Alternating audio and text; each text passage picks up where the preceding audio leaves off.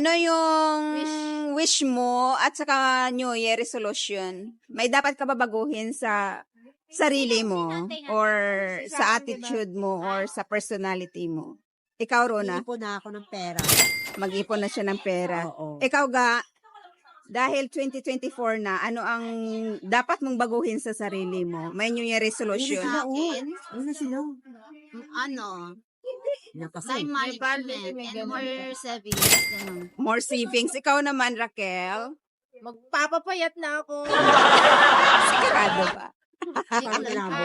At ako ay hindi na mag-iisip ng very stressful na mga bagay. Mhm. Gusto ko Positive maging na. positive, maging masaya na lang Oo. para tuloy-tuloy ang Pasok biyaya. kagalingan, Oo. tuloy-tuloy ang blessing. Oo. Okay. Gusto ko nakapokus kay Lord lagi Oho.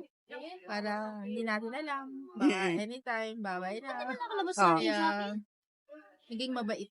Maging mabuti. Ay, Maging focus ito na. si ano, sabi ko yung bagets na Gusto ko, mga kamag-anak Kalabas ko, na.